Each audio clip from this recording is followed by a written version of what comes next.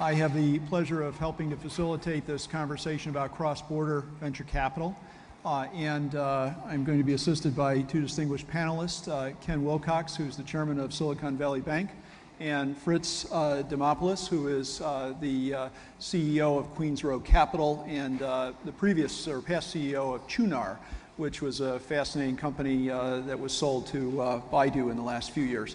They'll be leveraging their experience and years in Asia to help us really discuss the trends in cross-border venture capital. This topic, just to set some context, would have been a rather short subject to cover about 20 years ago because U.S. venture capital was the dominant form of venture capital being invested in Asia at the time. Today, after 2 or 3 generations of venture capitalists, and 2 or 3 revolutions of the wheel in terms of companies, business models, and the like, we now have a much more sophisticated scene in China in particular, as you well know, being in the industry or in the field. As a result, the idea of cross-border venture capital is not quite so clear nor so simple as it once was. Today, we're starting to see capital come out of China and move into other countries. Around Southeast Asia and the like. We're seeing U.S. companies operate in a more seamless manner with their capital, investing both in China and in the U.S., and as you heard in some of the morning sessions, even exchanging ideas and sharing management teams or investment committees across both areas, which moves the needle quite far toward more global management of venture capital. There are those who would wonder whether we've reached a true global state as of yet. We'll take that up as an issue with the panel, along with some other issues in a moment. But it seems to me we're at a pivotal point in the evolution of the venture capital industry, which itself is trying to globalize. Certainly Silicon Valley, Sand Hill Road, attempting to, at minimum, internationalize, but most would say globalize to a greater extent. And yet, with that globalization will come many more competitive challenges. The China venture capital market obviously has become very heated. The rise of renminbi funds, the increased capability of the entrepreneur talent base, which is now serializing, just as it has in Silicon Valley over the last several decades, is creating a very strong stable of capability that did not exist in the past and was supplemented in the past by the foreign investors who brought methods and techniques and discipline and corporate governance. Today, some of that may no longer be as necessary as the domestic Chinese situation comes of age.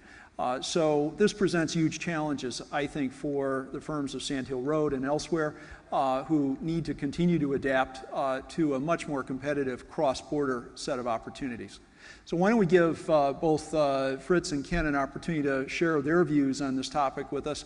We'll ask some questions and then open it up to the audience as well. Fritz, can I ask you perhaps to kick it off for us, please? Sure. First of all, it's a pleasure being here today, and I'd like to thank Duncan and Marguerite again for organizing another fantastic China 2.0. I think this is a great topic, and to take one step back, there couldn't be a better time to be an entrepreneur, to start a business. Not only in the G2, so China and the US, but also in some of the BRI countries, Brazil, Russia, India, Europe, and also the vitamins, like some people like to call it, Vietnam, Indonesia, Thailand, Turkey, Mexico, Nigeria, South Africa. So today I'm going to try to use as many acronyms as possible until you can't follow me. Got us off to a great start. Right. But it's important to know this is a fantastic time to set up companies, not only in the quote-unquote high-scale markets, China and the US, but also some of these other markets because of the low cost of capital, more experienced entrepreneurs, increasingly more exit opportunities, although that's still a challenge. We're also seeing, we live in an open source world. We live in a world of Google where you can just hop on and try to figure out exactly what maybe some of your peers are doing in other markets. So it's not necessary to be in a high-scale country to generate huge returns. And so with that, it seems that there's a desire to access capital, and there's also a desire to deploy capital globally across borders. But there are still a number of challenges, like Tom, you pointed out, and also some of the other panelists, some of the other panels before us also pointed out. I think number one, there are some institutional challenges. And what I mean by that is some venture funds today in Sand Hill Road and in parts of Europe are actually precluded from investing anywhere they want to invest. So how venture funds work is there's certain covenants that they must follow if they want to exploit opportunities in certain markets. Fortunately for China, because it's a high-scale country, limited partners of large funds have been able to have actually allowed and in fact have invested in China-specific funds. That's great. However, we haven't yet seen that in Southeast Asia, which is probably one of the hottest online markets and mobile markets in the world today of Vietnam, Indonesia, Malaysia, even Burma, Singapore. And so I think that's one challenge is we do see some institutional challenges for cross-border venture investing. Also, the competition for money or the competition to deploy money is fierce. We're all aware of the fact that there's a desire for greater yield. The world is flush with cash. Capital is priced much lower than it ever has before, and there is just a huge amount of competition. In fact, you can, as I understand it, you can take a class at Stanford on angel investing. And I don't know about you guys, but if there's a class at a university to tell you how to invest your money as an angel investor, I think there's a lot of money out in the market. And so the competition to deploy capital is also one of the challenges. I think thirdly, expertise is very, very difficult. And what I mean by expertise is, Indonesia is light years away from where China is, from where Vietnam is. And even in China, it's so difficult to have the expertise to make investments. And that expertise includes understanding the legal and regulatory environment. And as Ambassador Locke mentioned, operating according to Chinese rules or Indonesian rules, and even being able to acquire those local teams really isn't enough. Because obviously many of these funds, we have investment committees that are actually global in nature as opposed to China specific. So it's having the expertise to invest and getting that expertise is also a challenge. And then thirdly, or fourthly, exits is a challenge. Yes, China is great. We're seeing more and more M&A. I was just talking to one of the big bats. Oh, so there's an acronym there, which is Baidu, Alibaba, Tencent. So the head of corporate development at one of the bats mentioned to me that this year alone they had done over 40 deals, acquisitions. And the reason why you don't hear about it is because there's a lot of tax and legal issues why the entrepreneur doesn't want to announce that they just made a lot of money in China. And so what we're seeing is, from an exit point of view, the IPO option fluctuates. It comes and goes. Fortunately, in China, we're seeing that the M&A option, which is a second form of an exit for investors, is hot. However, when we look at other markets in the region, such as Indonesia or Russia, there are very, very few companies that can actually exit through the public markets. And there really aren't that many M&As, and that clearly it really presents a challenge for investors, because at the end of the day, we deploy money, but we make money by making money for our limited partners, and that's the fourth challenge that something we need to keep in mind when we think about this topic. Very good, Fritz. Thank you. I want to get back to a couple of points you raised in just a moment. We'll let Ken go here next, however. Ken?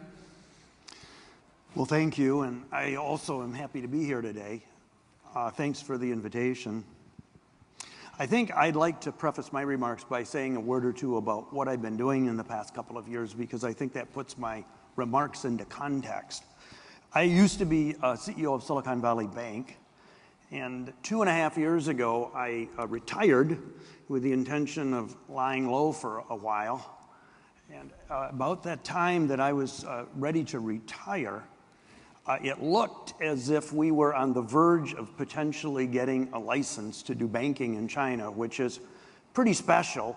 We've been in China now for 8 years, working on getting a license, and we thought we were close enough that it made sense to send somebody over, and I drew the long straw, I guess, and ended up going to China. I'm still there. My wife and I have been there for 2.5 years, and we did end up getting a license, and whether it's coincidence or not, I'll take some credit for it.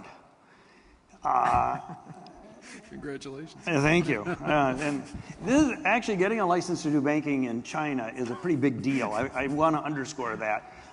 In the past, since I've been in China, 3 Chinese banks have been given a full license to do commercial banking business in the U.S.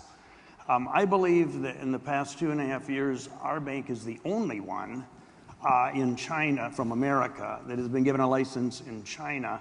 We were encouraged to do so through a joint venture, of which we own 50%. And by my calculations, if you word the sentence properly, with every single adjective that I'll mention, or qualifier that I'll mention, this will be the first time in 5,000 years of Chinese history that an American commercial bank has been given a license to enter into a joint venture with a Chinese commercial bank for the purpose of commercial banking in China. So, you know, a lot of people said you'll never get it, and we did. 6 months after I got there in October of 2011, we got the license. We, together with our joint venture partner, Pufa, at Shanghai Pudong Development Bank, we started building a bank. It takes about a year to build a bank anywhere, probably. We finished building the bank in November of 2012, and we've been open for business now for, I guess that would be 8, 9, 10 months. And we've done some business.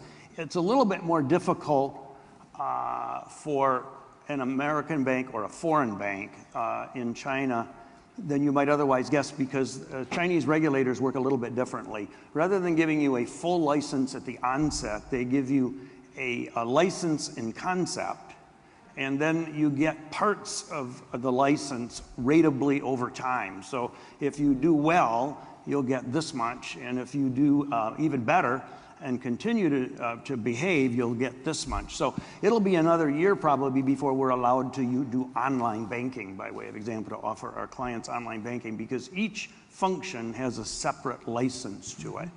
And for a year now, so far, we've only been allowed to use US dollars, not renminbi, which does make life difficult because Chinese technology companies use renminbi for the most part. They actually don't use dollars. So it's been tough sledding, but I believe that we'll be given permission to use dollars in another year or so.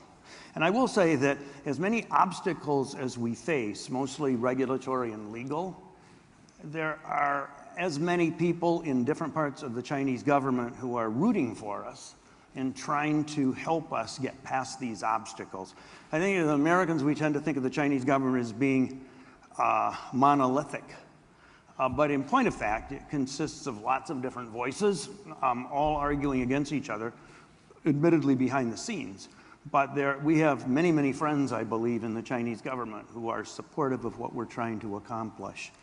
And I believe with almost certainty that we'll be able to use renminbi by this time next year, which will, of course, make it much easier to help China build its innovation space and to help our shareholders succeed. I want to say one other thing about why we did this, and then I'll come to the point, which is how promising does it look in terms of cross-border activity. Mm-hmm. The main reason that Silicon Valley Bank wanted to do this is because we focus exclusively in our bank on technology, or what we now refer to as the innovation space, to include things like clean tech, by way of example. We believe, I would say philosophically, the underpinning of our entire business model is the idea that technology and innovation is a global industry. That it's, by definition, it has to be global. You can't have something that is cutting edge but only in one country. If it's truly cutting edge, It's got to be cutting edge from a global perspective. Over and beyond that, those of us who spent the last whatever in Silicon Valley know that most of the companies we work with are global from the get-go, meaning capital comes from other continents.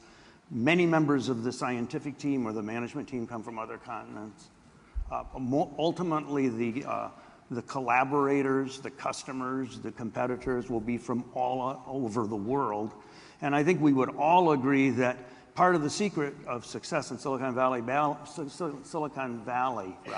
is that we have people from all over the world working collaboratively. And I believe that that makes things move more quickly and that you can produce more innovation in a shorter period of time at a lower cost. So because of that belief, we feel that it's important for us to be everywhere where there are centers of innovation. And you know, there really is a huge amount of cross-border activity. Our bank alone, I was late this morning getting here because we are hosting another delegation.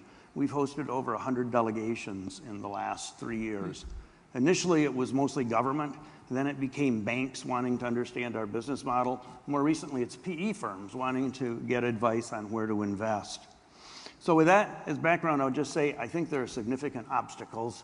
I think it's inevitable that the level of cross-border activity will increase in the next several years, every single year. There is no stopping it, but there are huge obstacles to overcome. Thank you. Thank you. Can both of you comment on what you see as the next several years for Western PE or Western venture capital firms wanting to succeed in China? Because we've heard reports of, I mean, a lot of the deals are priced very highly these days. The deal flow issues that one hears about are extreme. There's often a preference for doing deals with local VCs in China over the foreign entities and the like. And I'm particularly interested in understanding whether the bloom is off the rose, whether in fact global venture capital will have a more difficult time in the future in China as a result of the rise of the domestic industry, which by and large is a very healthy thing for the Chinese economy, but obviously spells a competitive threat to foreign capital. Well, I guess, you know, I've actually set up a few companies in China, so I actually like the fact that valuations go up. I'm not sure about. You're on that side of the equation. Yeah. However, yeah, you know, I think on one hand, you know, we need to maybe think about it from the perspective of, and this is I mean, again, when I founded Chunar and I talked to all these VCs and many are in the room here, you know, the one thing everyone told me was, oh yeah, we had a lot of value. Said, oh, value, okay, well, what does that mean actually? To be honest, I can never figure out exactly what, you know, value added kind of really meant until I worked very, very closely with some VCs. I don't know if Richard Lim is in the audience. He was one of my investors. Is GSR Richard here? Well, anyways, he told me I should do a call out. But yeah, you know, I think you know, Western venture capitalists have to really think about, you know, what value and what help they could provide entrepreneurs besides just capital. And that might be, and in order to succeed in a place like China, obviously, government relations skills are important. You know, connections, guanxi, we call it. Market knowledge, helping build teams, mentoring, especially first-time entrepreneurs. And so these are all skills within a Chinese context.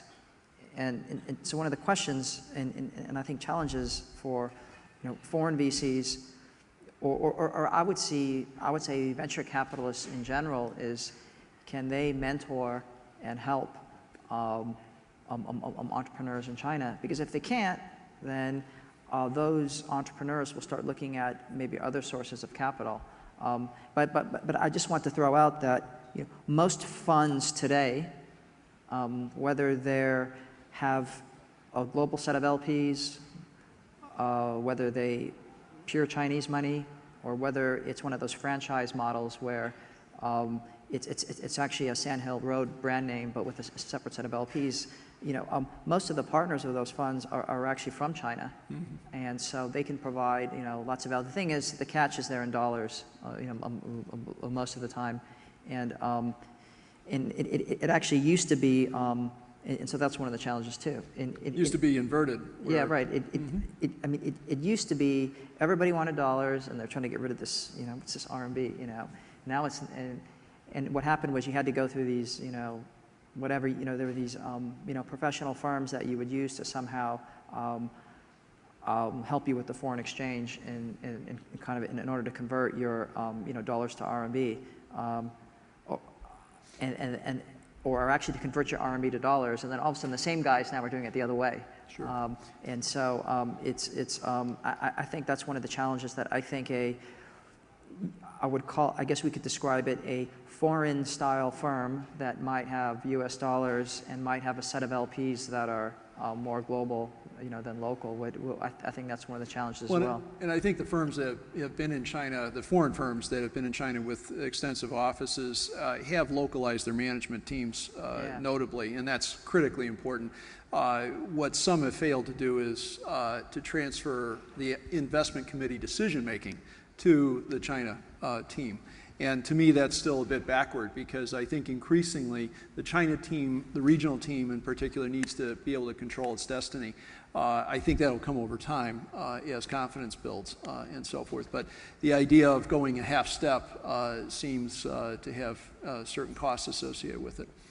Yeah, I think Ambassador Locke kind of mentioned that a bit too. You got to play by the rules in China, and halfway may be worse than just right. Being totally one way or the other. Yeah. If you're, I think you were saying that the decision on the part of American venture capital funds to transfer the decision making around investments made in China to the Chinese teams will come, and my guess is that it will either come or those Chinese teams will no longer be part. They'll take it away. Of the American firms, because what we have seen over the years, or at least the pattern we think we see, is that we're kind of in a fourth era right now. The first era was some venture capitalists from the U.S., like one of the early ones was Len Baker at Sutter Hill, going to China and making progress. And then the second stage would be actually sending a team over, usually consisting of some Chinese nationals who had been in Silicon Valley for quite a while, and then going back to represent the American fund. But then after a while, those partners began to think, why do we have to have these calls at odd hours with our American counterparts who aren't adding any value anyway? And can't we make these decisions better on our own? And who likes other people making decisions for us anyway? And then there's ultimately a breakaway.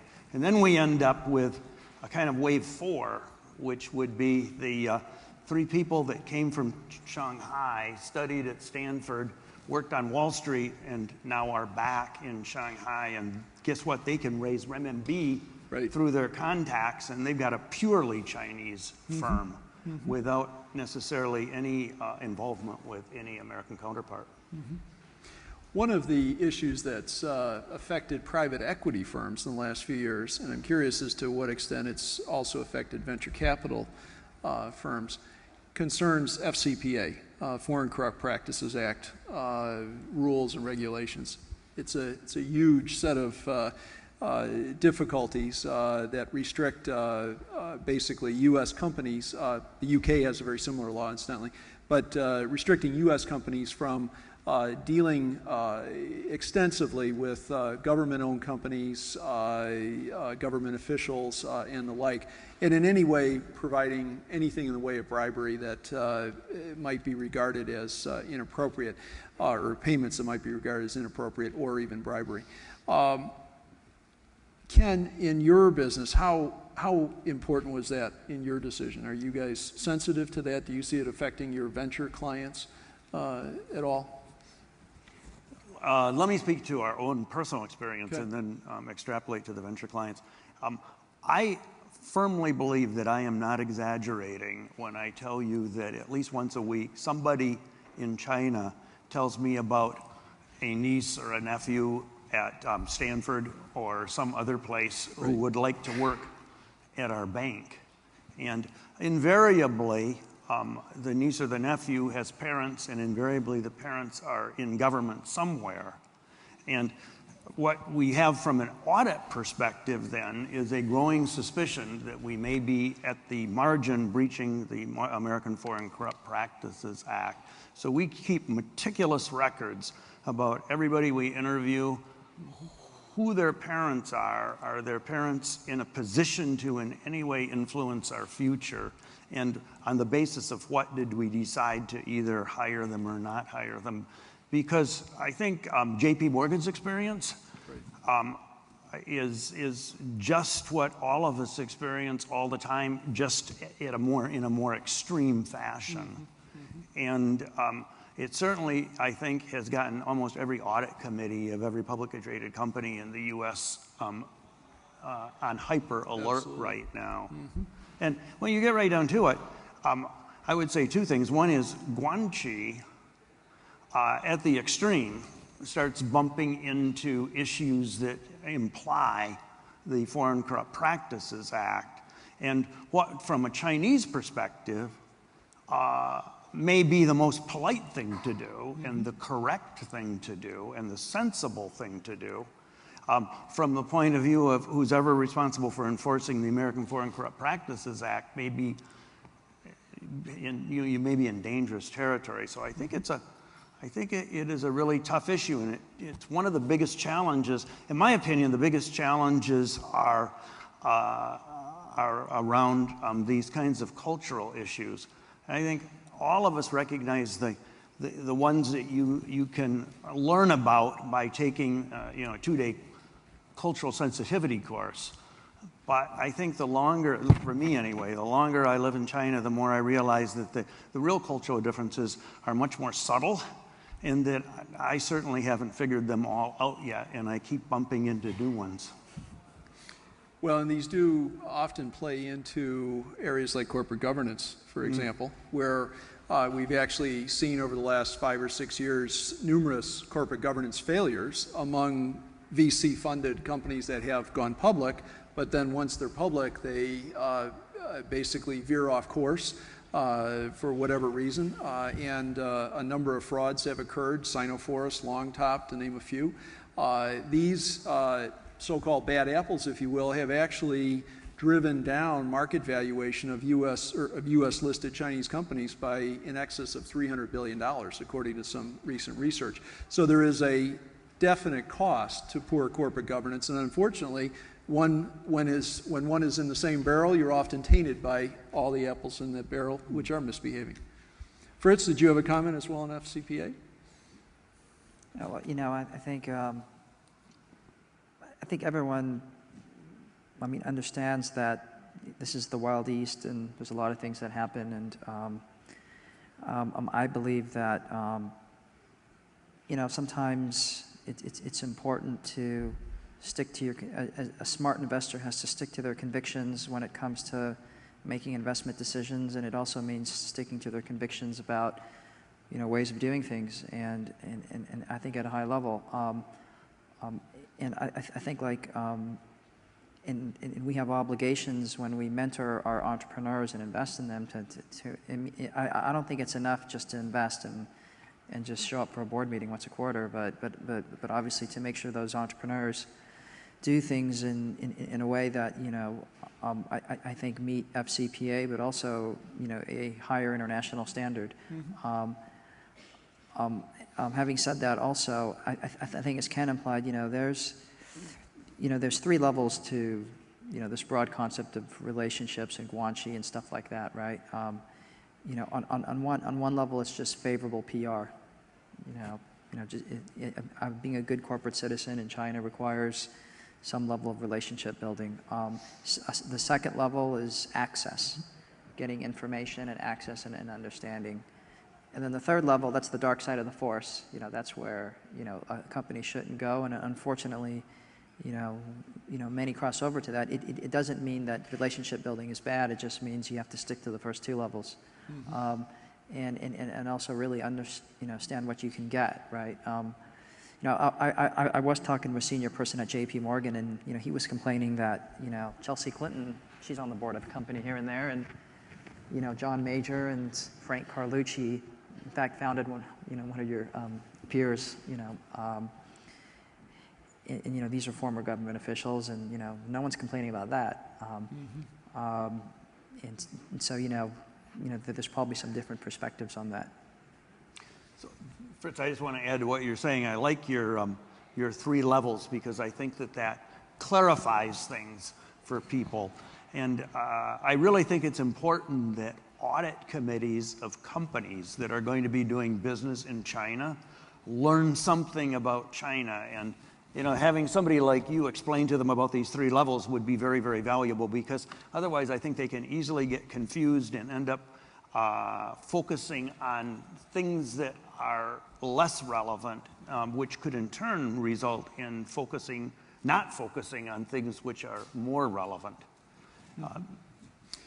We've dealt with some of the challenges here in the last few minutes. There are some extraordinary opportunities for cross-border investment as well. So I want to emphasize that at least part of the conversation in the halls of Sandhill firms and other firms around the U.S. Investing venture money into China is along the lines of whether the Chinese arm of their business or their fund will eventually become as large or larger than the U.S. firm. And that's a conversation that's going on in investment banks and a whole spectrum of other financial institutions as well, as you know.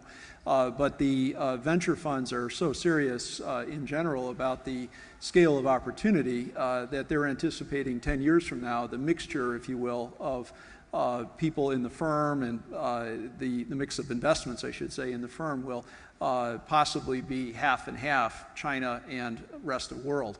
And that's a bit of an extreme view at the moment, but it's setting up some long-term planning around skills, around how they build out offices and the like.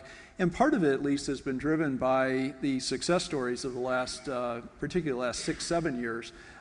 Much of the rest of the world's been a bit more abound, but China's investments, at least according to one study, across about 300 companies, indicates that about a third of those companies have achieved successful exits in comparison to only a quarter of U.S. investments during the same period, and did so in a shorter period of time, about 4 years versus about 5.5 years. So when you look at the business model, it's an attractive business model. Additionally, the backdrop of consumer activity, the change in the economy, rising incomes and the like, suggests that the market is going to be rather robust for continued investment. I think the real issue will be whether the domestic firms here in the U.S. can internationalize sufficiently so that, in fact, their skills, to go back to Fritz's point, actually remain relevant, and whether they can overcome any fear that might be headed their way, courtesy of the Justice Department with the FCPA issues and the like. Let me now open it up to questions from the audience. What questions would you like to ask of Fritz and Ken?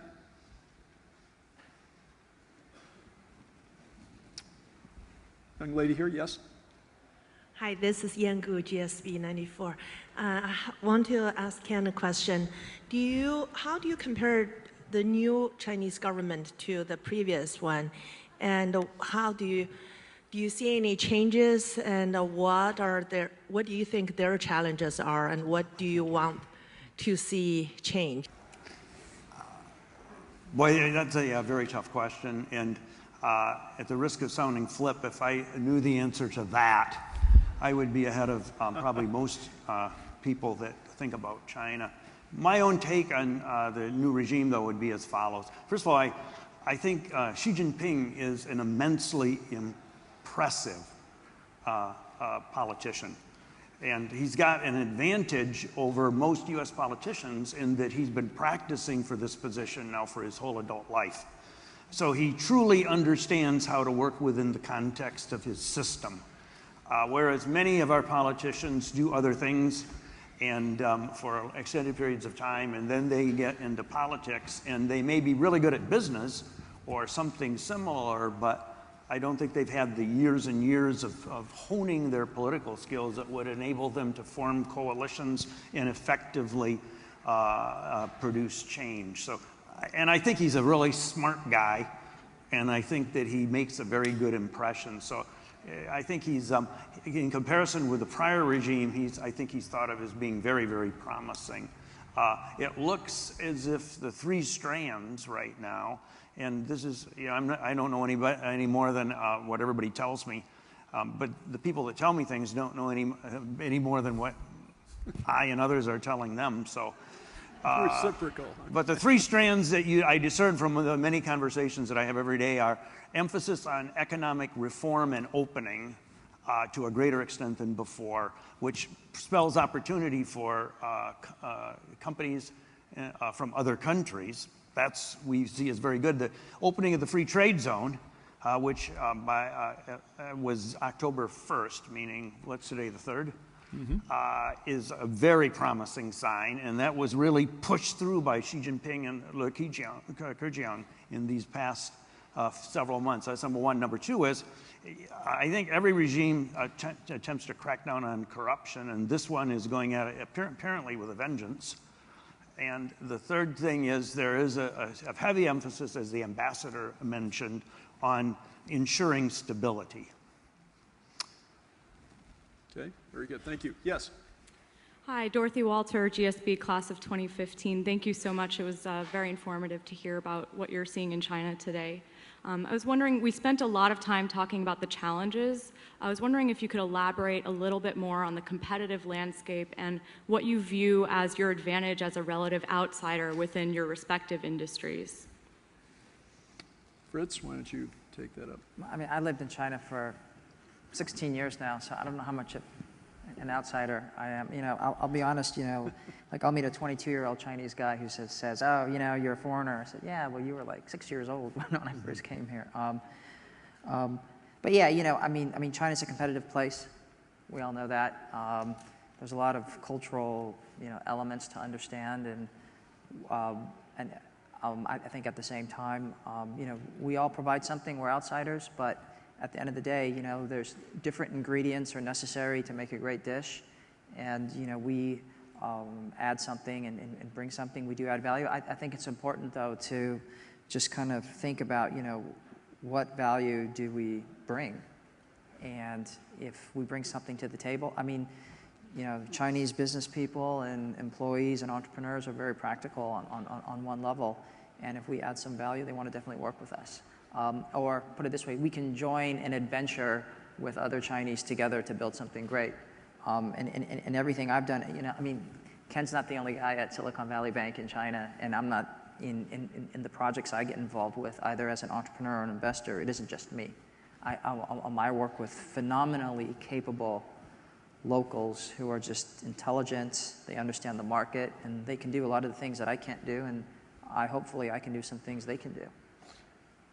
I would just add that I think we're now in a competitive era where it's no longer possible to invest in China from outside China. In other words, sit on Sand Hill Road, send some money in, if you will, handle it remotely, hope to have it returned remotely, and so on.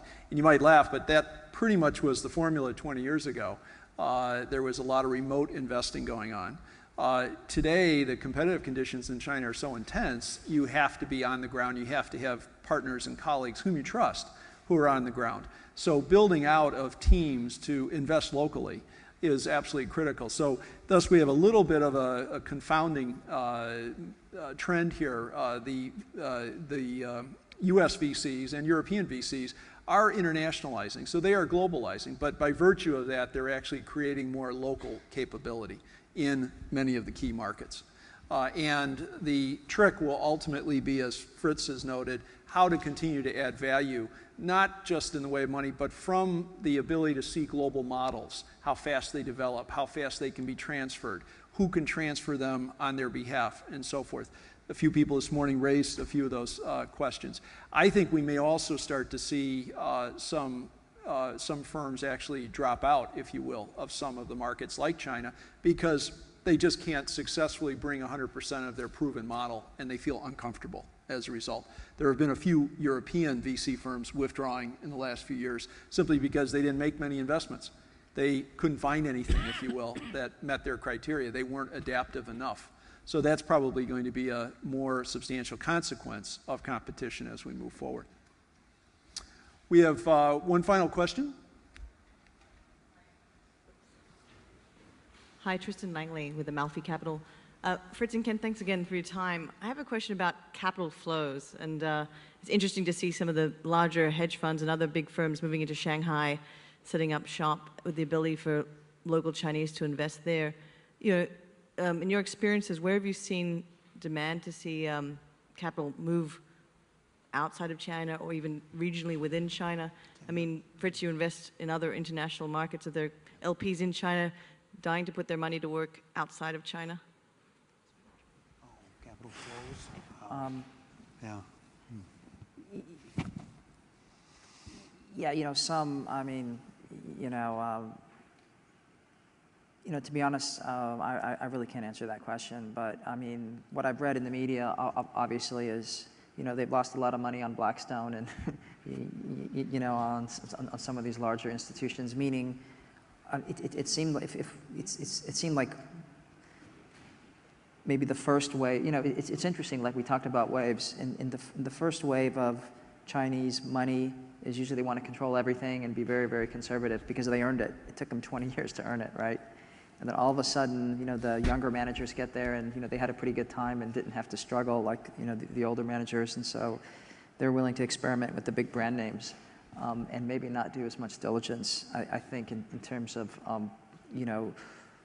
who manages their money. So this is from the point of view of LPs. And I think moving forward, we'll finally see maybe a more disciplined, you could say normal approach that, like Horsley Bridge follows and, some of the other, larger fund-to-funds in LPs. And I would just quickly add, I think we are seeing a search for, in terms of capital flows, a search for other locations which offer greater deal flow right now, perhaps haven't been mined as completely as China, less developed, if you will. So Southeast Asia is getting a huge amount of attention and the like from the foreign funds.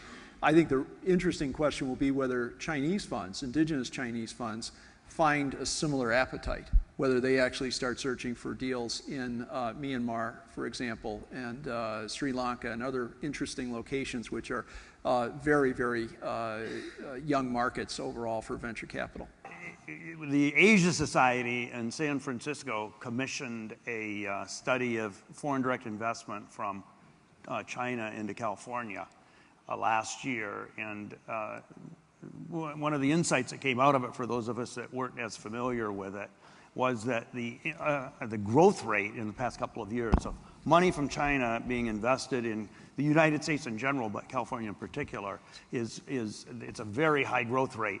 And we can anticipate, I believe, that is going to continue to increase at a very high rate in the next several years, because China, in a general sense, is sitting on between $3 and $4 trillion in foreign reserves, thanks to the fact that we have bought so much from them, and others have as well. And the result is that money, they have to do something with that, and there's a growing appetite to invest that in other countries, including, not exclusively by any means, but including the US and certainly California. So there's a huge opportunity for some people to help Chinese figure out how to deploy that in the US. And the Chinese investors face the same problem coming to us that we do going to them. That is, it's culturally confusing. The regulations are different. The laws are different. They don't always feel well received and perhaps aren't always well received. So aiding them in deploying that capital in the US is going to be a big opportunity for some people here. So there may be a reversal of fortune coming our way. Exactly. Right. Very good. Well, on that note, let me wrap it up just so we can stay on time. Thank you very much. Thank you to our panelists today. Thanks, Ken.